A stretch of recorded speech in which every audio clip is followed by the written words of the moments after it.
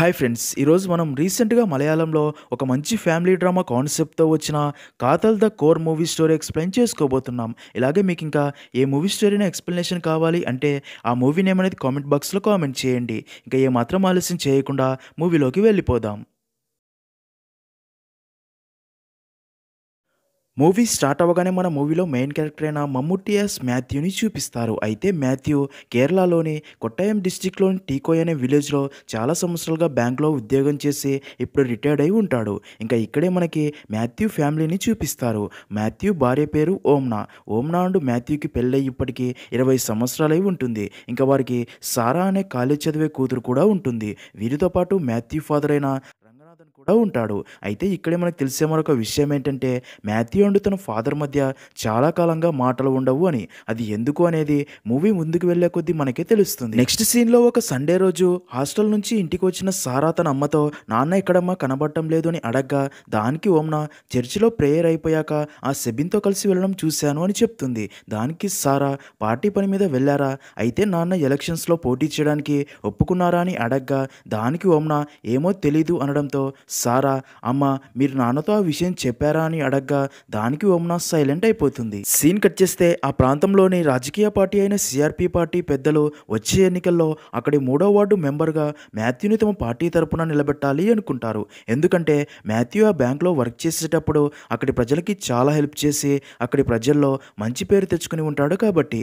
అందుకే CRP party వాళ్ళు మాథ్యూకి కూడా అదే విషయం చెప్పి ఇప్పటి నుంచే ఆ 3వ వార్డుకి సంబంధించిన సమస్యలు ఏవైనా ఉంటే పరిష్కరిస్తూ ఉండమని చెప్తారు. మాథ్యూకి కూడా అందరికీ మంచి చేయాలనే నేచర్ ఉంటుంది కాబట్టి అందరి సమస్యలు తెలుసుకుంటూ ఉంటాడు. నెక్స్ట్ సీన్ లో మాథ్యూకి 3వ వార్డులో ఒక ప్రేమ సమస్య ఉంది అని తెలియడంతో కారులో అక్కడికి బయలుదేరుతాడు. అప్పుడే పార్టీ కార్యకర్త అయిన సెబిన్ మాథ్యూతో సార్ ఈ సమస్యని పేరెంట్స్ కి అనుకూలంగా చాలా జాగ్రత్తగా పరిష్కరించండి, అప్పుడే మనకి ఆ ఇంట్లోని 6 ఓట్లు మనకే పడతాయి అంటాడు.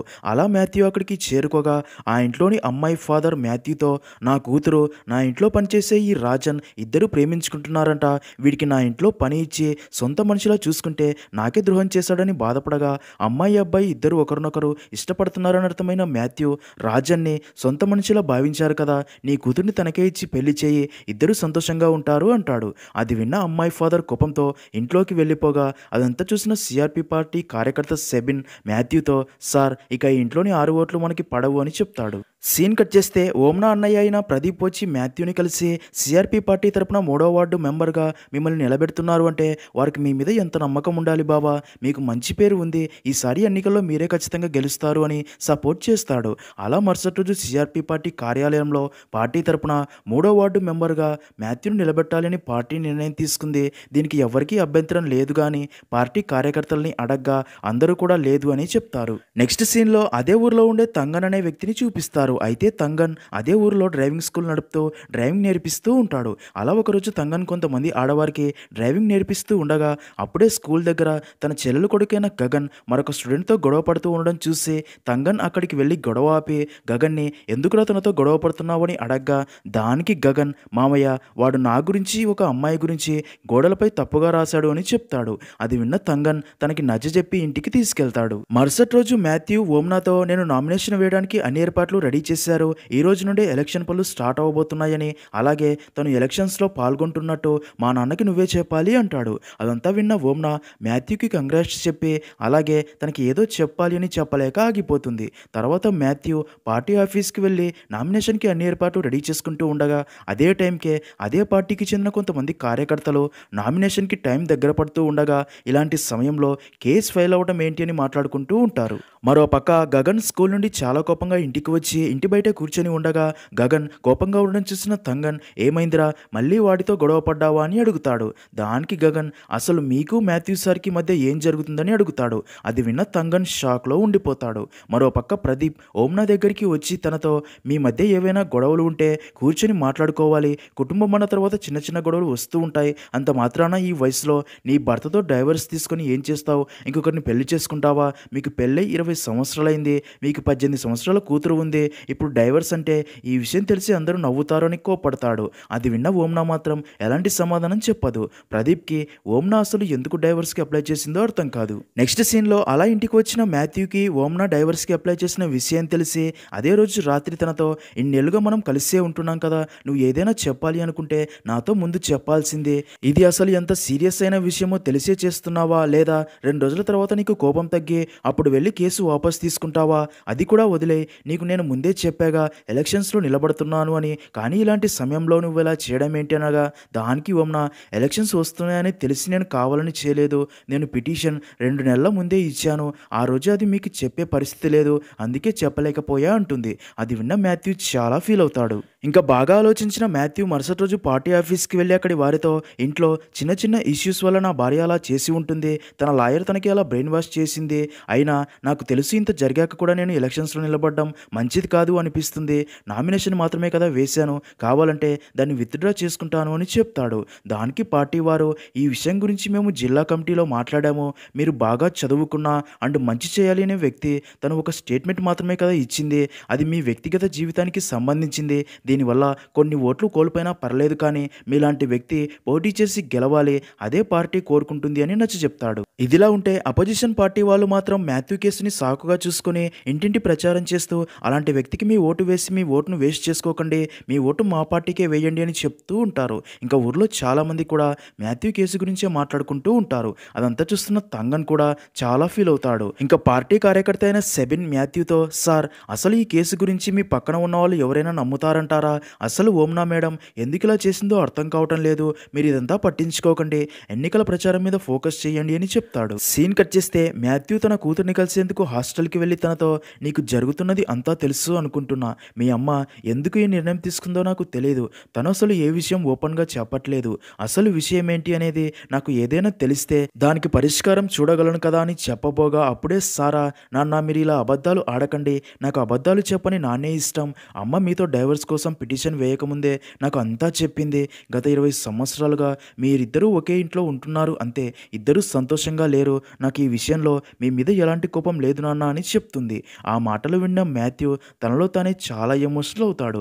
మరో పక్క తంగన్ ఒకరోజు గగన్ని తన బైక్ మీద ఎక్కించుకొని స్కూల్కి తీసుకెళ్ళాలి అని చూడగా అక్కడే ఉన్న కొంతమంది తంగన్ని చూసి వాడిని ముందు కూర్చోబెట్టి నువ్వు వాడి వెనక కూర్చో, అదే కదా నీకు ఇష్టమని చెప్పి నవ్వుతారు. అది విన్న తంగన్ చాలా ఫీల్ అవుతాడు. ఇంకా గగన్ కోపంతో బైక్ దిగి నేను నడుచుకుంటూనే స్కూల్కి వెళ్తా మామయ్య అని అక్కడి నుంచి వెళ్ళిపోతాడు. ఇంకా అదే రోజు రాత్రి మాథ్యూ ఓంనా తనకి పంపిన నోటీస్లో తనకి అభ్యర్థన చెప్తున్న విషయం చూసి ఓంనాతో, నేను అసలు ఏం చేయాలి, నీకు వ్యతిరేకంగా కోర్టుకు వెళ్ళి మాట్లాడాలా అని అడగ్గా దానికి ఓంనా, మీకు అందులో నేను రాసిన విషయాలు తప్పు అనిపిస్తే మీరు కోర్టులో వాదించాలి మాథ్యూ అంటుంది. దానికి మాథ్యూ, ఏది ఏమైనా సరే నా గురించి నువ్వు కొంచెం కూడా ఆలోచించట్లేదు కదా, ఎలక్షన్స్ రానున్నాయి, ఇలాంటి సమయంలో ఈ విషయం అందరికీ తెలిస్తే నేను బయట తలెత్తుకుని ఎలా తిరగలను అని చాలా ఫీల్ అవుతాడు. దానికి ఓంనా, నా పరిస్థితి దానికన్నా చాలా దారుణంగా ఉంది మాథ్యూ అని చెప్పి వెళ్ళిపోతుంది. ఇక్కడే మనకు తెలిసే ఒక విషయం ఏంటంటే అసలు 20 సంవత్సరాలుగా కలిసి ఉన్న ఓంనా తన భర్తతో ఎందుకు డైవర్స్ తీసుకోవాలి అని ఫిక్స్ అయ్యి అప్లై చేసి ఉంటుంది అంటే మాథ్యూ మరొక వ్యక్తితో అక్రమ సంబంధం ఉంటుంది అని ఓంనాకి తెలిసి ఉంటుంది. అసలు మాథ్యూ అఫేర్లో ఉన్న వ్యక్తి ఎవరో కాదు, డ్రైవింగ్ స్కూల్ నడిపే తంగన్. ఆ రోజు గగన్కి కూడా ఈ విషయమే తెలిసే తంగన్ని అడిగి ఉంటాడు. ఇక్కడే తెలిసే షాకింగ్ విషయం ఏంటంటే నిజానికి మాథ్యూ ఒక హోమోసెక్సువల్, అలాగే మాథ్యూ లాగే తంగన్ కూడా ఒక హోమోసెక్సువల్ అయి ఉంటాడు. అందుకే చాలా కాలం నుండి మాథ్యూ అండ్ తంగన్ ఇద్దరు కూడా రిలేషన్షిప్లో ఉంటారు. ఈ విషయం గురించే ఓంనా డైవర్స్కి అప్లై చేసి ఉంటుంది. నెక్స్ట్ సీన్లో సెబిన్ మాథ్యూతో, సార్ మనం ఇలాగే సైలెంట్గా ఉంటే ఓంనా మేడం చెప్తున్నదే అందరూ నిజం అనుకుంటారు, అందుకే మనం కూడా మన తరపున లాయర్ని పెట్టుకొని ఓంనా మేడం మీ మీద వేసిన అలిగేషన్స్ అన్ని తప్పు అని ప్రూవ్ చేసుకోవాలి అని అలా బిందు అనే ఒక లాయర్ని కలిసి విషయం అంతా చెప్తారు. నిజానికి మాథ్యూకి ఓంనాతో విడాకులు తీసుకోవాలని అస్సలు ఉండదు. అదంతా విన్న లాయర్ మాథ్యూతో, మీ భార్య తన ఫిజికల్ నీడ్స్ మీరు తీర్చట్లేదని మాత్రమే ఇక్కడ ఇంక్లూడ్ చేసింది, ఫిజికల్ అబ్యూస్, కాంపోజిషన్ లాంటి పాయింట్స్ అస్సలు ఇంక్లూడ్ చేయలేదు కాబట్టి మీరు మరొక వ్యక్తితో అఫేర్ ఉందని మెన్షన్ చేశారు, దీంతో వాళ్ళు ఆర్గ్యూ మాత్రమే చేయగలరు, మనం వాటిని యాక్సెప్ట్ చేయనంత వరకు ఈ కేసు ఇలాగే సాగుతూ ఉంటుంది, టైం పట్టొచ్చు అనగా దానికి మాథ్యూ, మరి కొన్ని రోజుల్లో ఎలక్షన్స్ ఉన్నాయి, ఎలక్షన్స్లో నేను పోటీ చేస్తున్నా, అందుకే ఎంత త్వరగా వీలైతే అంత త్వరగా కేసు క్లోజ్ అయ్యేలా చూడమని. అది విన్న లాయర్, ఈ కేసు త్వరగా పూర్తవ్వాలి అంటే ఇక్కడి ఫ్యామిలీ కోర్టు నుంచి హైకోర్టుకి కేసు వెళ్ళాలి వెళ్ళాలి అని చెప్పి అయినా భార్యాభర్తల మధ్య ఎన్ని గొడవలు వచ్చినా సరే ఒక భార్య ఇలాంటి రీజన్ చూపించి డైవర్స్ తీసుకోవాలి అనుకోదు. మీ ఇద్దరి మధ్య సంసార జీవితం అంతా బాగానే ఉందా అని అడగ్గా దానికి మాథ్యూ అసలు నిజం దాచి బాగానే ఉంది అని చెప్తాడు.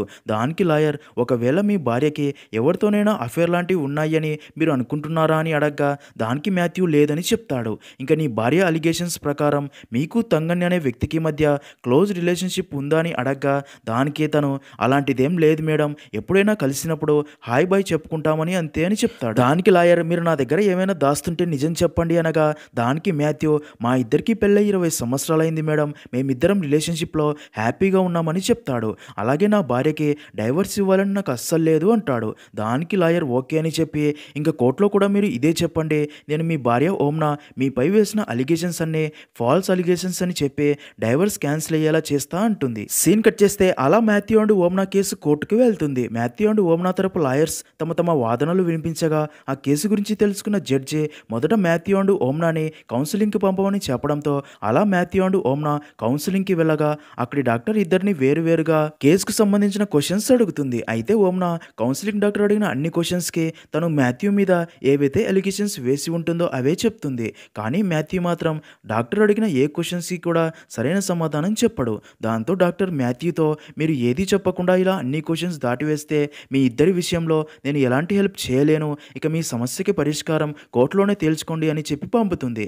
అలా ఇద్దరు కౌన్సిలింగ్ సెంటర్ నుండి కారులో ఇంటికి ఇద్దరు బయలుదేరుతారు. మరోపక్క తంగన్ కూడా మాథ్యూ తన విషయం అందరికీ ఊర్లో తెలిసిందని బయట ఎక్కువగా తిరగలేక ఒంటరిగా ఉంటూ బాధపడుతూ ఉంటాడు. సీన్ కట్ చేస్తే ఇంకా ఎలక్షన్ డేట్ దగ్గర పడుతూ ఉండడంతో రెండు పార్టీల వాళ్ళు ఊర్లో ప్రచారం చేస్తూ తమ పార్టీకే ఓటు వేయమని ఇంటింటికి తిరుగుతూ ఉంటారు. అలా ఒకరోజు మాథ్యూ పార్టీ కార్యకర్తలతో కలిసి తమ పార్టీకే ఓటు వేయాలని ఎలక్షన్స్ పాంప్లెట్స్ పంచుతూ ఉండగా అప్పుడే సడన్గా వర్షం పడడం స్టార్ట్ అవుతుంది. దాంతో మాథ్యూ అండ్ పార్టీ కార్యకర్తలు అక్కడే ఉన్న ఒక షాప్ దగ్గరికి వెళ్ళి నిలబడతారు. అయితే అదే షాప్లో ఉన్న తంగన్ అక్కడి నుంచి వెళ్ళిపోతూ మాథ్యూని చూస్తాడు. మాథ్యూ కూడా తంగన్ని చూస్తాడు. కానీ ఇద్దరు ఏమీ మాట్లాడుకోరు. అప్పుడే మాథ్యూ తంగన్కి ఎలక్షన్ పాంప్లెట్ ఇవ్వగా అది తీసుకున్న తంగన్ అంతమంది మధ్యలో మాథ్యూతో ఉండలేక అక్కడి నుంచి కారులో వెళ్ళిపోతూ పాంప్లెట్లో ఉన్న మాథ్యూ ఫోటోనే చూస్తూ ఉండిపోతాడు. సీన్ కట్ చేస్తే అలా కోర్టులో మళ్ళీ కేసు స్టార్ట్ అవుతుంది. మాథ్యూ అండ్ ఓమ్నా లాయర్స్ మాట్లాడిన తర్వాత మాథ్యూ లాయర్ జడ్జితో ఈ డైవర్స్ కేసులో కొంచెం త్వరగా తీర్పు వచ్చేలా చేయమని రిక్వెస్ట్ చేయగా దానికి జడ్జి ఇప్పుడు ఎందుకు అంత తొందర అని అడుగుతాడు. దానికి మాథ్యూ లాయర్ నా క్లయింట్ మాథ్యూ వచ్చే ఎలక్షన్స్లో పాల్గొంటున్నాడు, అంతేకాక ఓమ్నా నోటీసులో చెప్తున్నట్లు అది నిజమా కాదా అని తెలియడానికి సాక్షులు కూడా ఎవ్వరూ లేరు అని చెప్పడంతో అది విన్న జడ్జి సరే అని చెప్తాడు. ఇలా ఉండగా ఒకరోజు తంగన్ కిరాణం షాప్లో ఉండగా అదే టైంకి అక్కడికి మాథ్యూ ఫాదర్ వస్తాడు. మాథ్యూ ఫాదర్ని చూసిన తంగన్ తన వైపు చూసేందుకు కూడా ధైర్యం లేనట్టు అక్కడి నుంచి తలదించుకుని వెళ్ళిపోతాడు. మరోపక్క ఓమ్నా అన్నయ్య ప్రదీప్ మాథ్యూ చాలా మంచివాడని అందుకే ఓమ్నాకి తన డైవర్స్ పేపర్స్ వెనక్కి తీసుకోమని చెప్తాడు. దానికి ఓమ్నా నువ్వు చెప్తుంది నాకు అర్థమవుతుంది అన్నయ్య, కానీ నేను తనతో గొడవపడో ఆవేశపడో ఈ నిర్ణయం తీసుకోలేదు. ఇప్పుడు మీరందరూ చెప్తున్నారు అని కేసు విత్డ్రా చేసుకుంటే నాకు నేనే ద్రోహం చేసుకున్న దాన్ని అవుతా. పెళ్లికి ముందే నేను ఒకరిని ప్రేమిస్తున్నా అని నీకు నాన్నకి చెప్తే మీరు నా మాట వినలేదు, నువ్వు నాకు సపోర్ట్గా కూడా ఉండలేదు, కనీసం ఇప్పుడైనా అన్నయ్యగా నా పక్కన సపోర్ట్గా నిలబడు అంటుంది. దాంతో ప్రదీప్కి ఏం చెప్పాలో అర్థం కాదు. ఇంకా అదంతా చూస్తున్నా మాథ్యూ నాన్న మాత్రం ఏమీ మాట్లాడకుండా సైలెంట్గా ఉంటాడు. సీన్ కట్ చేస్తే అలా కోర్టులో మళ్ళీ కేసు స్టార్ట్ అవుతుంది. మాథ్యూ తరపు లాయర్ ఓమ్నాని అక్కడికి పిలిచి నీకు మాథ్యూకి పెళ్ళై 20 సంవత్సరాలయ్యే, మీకు 18 సంవత్సరాల కూతురు ఉంది, కోర్టులో మీరు ఫైల్ చేసిన కేసు దాన్ని బాగా చదివే కదా సంతకం చేశారని అడగ్గా దానికి ఓమ్నా అవును అంటుంది. అది విన్న లాయర్ నా క్లయింట్ అయిన మాథ్యూకి ఈ సమాజంలో మంచి పేరు గౌరవం ఉంది, ఇంతవరకు తన ఫ్రెండ్స్కో తెలిసిన వాళ్ళకో ఎలాంటి అనుమానం రాలేదు, అయితే మీరు మీ మధ్యన ఉన్న ఏదో చిన్న చిన్న గొడవల వల్ల కావాలనే మీరు తన మీద ఈ అలిగేషన్స్ వేసి ఉంటారు. నిజంగా మీరు మీ భర్త మీద వేసిన అలిగేషన్స్ నిజమైతే నా క్లయింట్ మాథ్యూ గారు ముందే ఒప్పుకునేవారు కదా, ఒకవేళ మీరు చెప్పినట్టే మీ భర్త మాథ్యూ హోమోసెక్షువల్ అయ్యుంటే ఎలా మీ ఇద్దరికి బిడ్డ పుట్టిందని అడగ్గా దానికి ఓమ్నా నేను నాకు బిడ్డ కావాలి అని తన దగ్గర అడిగి తీసుకున్నాను అంటుంది. దానికి లాయర్ సరే మీరు మీ బిడ్డని అడిగి తీసుకున్నారు అనుకుందాం, మీరు మీ భర్త మాథ్యూతో ఎంత ఫ్రీక్వెంట్గా శారీరక సంబంధం పెట్టుకున్నారని అడగ్గా దానికి ఓమ్నా 4 సార్లు అనగానే లాయర్ నెలలో 4 సార్లు అంటే హెల్తీ మ్యారేజ్ లైఫ్కి ఇదే కదా అర్థం అనగా దానికి ఓమ్నా నెలకి కాదు మా పెళ్ళైన తర్వాత ఇప్పటిదాకా 4 సార్లు అనడంతో అది విన్న మాథ్యూ లాయర్ కూడా షాక్ అవుతుంది. మాథ్యూ మాత్రం తలదించుకుని సైలెంట్గా ఉండిపోతాడు. అప్పుడే మాథ్యూ లాయర్ ఓమ్నాని అసలు మీ భర్త హోమోసెక్సువల్ అని మీకు ఎప్పుడు తెలిసిందని అడగ్గా దానికి ఓమ్నా మా ఇద్దరికీ పెళ్ళైన కొత్తలో నా మీద ఇంట్రెస్ట్ చూపించినప్పుడు ఏదో వేరే సమస్య అయి ఉంటుందిలే, తర్వాత అంతా సరైపోతుందిలే అనుకున్నాను. ఇంకా నా బిడ్డ కడుపులో ఉన్నప్పటి నుంచే తన మీద నాకు అనుమానం కలిగింది. మా పాప పుట్టిన కొన్ని రోజులకే నాకు తెలిసింది మాథ్యూకి ఇలా మరొక వ్యక్తితో సంబంధం ఉంది అనగా లాయర్ మరి అప్పుడే తనని ప్రశ్నించలేదా అంటుంది. దానికి ఓమ్న ఎన్నిసార్లు అడిగినా కానీ తను అలాంటిదేం లేదు అని నాతో చెప్పేవారు. ఇంకా మ్యూచువల్ డైవర్స్ గురించి తనతో ఎప్పుడు మాట్లాడాలని చూసినా మాథ్యూ మాట్లాడకుండా వెళ్ళిపోయేవారు. ఈ విషయం నేను మా ఇంట్లో వారికి కూడా చెప్పాను, కానీ మా నాన్న నన్నే తిట్టారు అని చెప్తుంది. అదంతా విన్న జడ్జి ఓమ్న మీరు చెప్తున్నట్లే మీ భర్త ఆ వ్యక్తితో కలిసి ఉండడం మీరు ఎప్పుడైనా చూసారా అని అడగ్గా దానికి ఓమ్న చూడలేదు అని చెప్తుంది. దాంతో అది విన్న జడ్జి ఓమ్నాతో మీరు చెప్తున్నట్లు మాథ్యూ హోమోసెక్సువల్ అని రుజువు చేయడానికి ఒక్క సాక్షి కూడా లేడు కాబట్టి ఏ ఒక్కరైనా మాథ్యూ హోమోసెక్సువల్ అని తెలిసిన వ్యక్తి కోర్టులోకి వచ్చి సాక్ష్యం చెప్తే మీరు కోరుకుంటుంటే నీకు మీ భర్తతో డైవర్స్ ఇప్పిస్తా అని చెప్తాడు. తర్వాత ఓమ్నా లాయర్ మాథ్యూని బోన్లోకి పిలిచి ఎన్ని క్వశ్చన్స్ అడిగినా అవును లేదు అనే ఆన్సర్స్ తప్ప ఏ సమాధానం పూర్తిగా చెప్పలేకపోతాడు. దాంతో మాథ్యూ చెప్పిన ఆన్సర్స్ విన్న తన లాయర్కే మాథ్యూపై చాలా కోపం వచ్చి బయటికి వచ్చాక మీరు మీ లాయర్ దగ్గరే నిజం చెప్పకుండా కోర్టులో మైండ్ గేమ్ ఆడితే నేనేం చేయలేను, మీరు ఏదో నిజం నాకు చెప్పకుండా దాస్తున్నారు, మీరు ఇలాగే నాకు అసలు నిజం చెప్పకుండా దాస్తే మీ భార్య కోరుకున్నట్టే డైవర్స్ వస్తాయని చెప్పి వెళ్ళిపోతుంది. అదంతా విన్న మాథ్యూ చాలా బాధపడతాడు. అలా ఆ రోజు నుండి మాథ్యూ ఇంట్లో ఎటు చూసినా నిశ్శబ్దమే కమ్ముకుంటుంది. అదంతా చూస్తున్న మాథ్యూ ఫాదర్ కూడా చాలా బాధపడుతూ ఉంటాడు. ఇదిలా ఉంటే మరో పక్క తంగన్ తన ఫ్రెండ్తో పాటు బార్లో మందు తాగుతూ ఉంటాడు. అప్పుడే తంగన్ తన ఫ్రెండ్తో నీకో విషయం తెలుసారా, నా డ్రైవింగ్ స్కూల్ ఇంతకు ముందులా లేదురా, ఫుల్గా అమ్మాయిలే ఉంటున్నారు, వాళ్ళ ఇంట్లో వాళ్ళు వారి నా దగ్గరికి డ్రైవింగ్ పంపించడానికి భయపడడం లేదు, ఎందుకంటే నేనేం చేయలేను కదా, నా టేస్ట్ వేరే కాబట్టి అందరికీ సేఫ్టీ అని మాట్లాడుకుంటున్నారు అని చెప్పి చాలా ఎమోషనల్ అవుతాడు.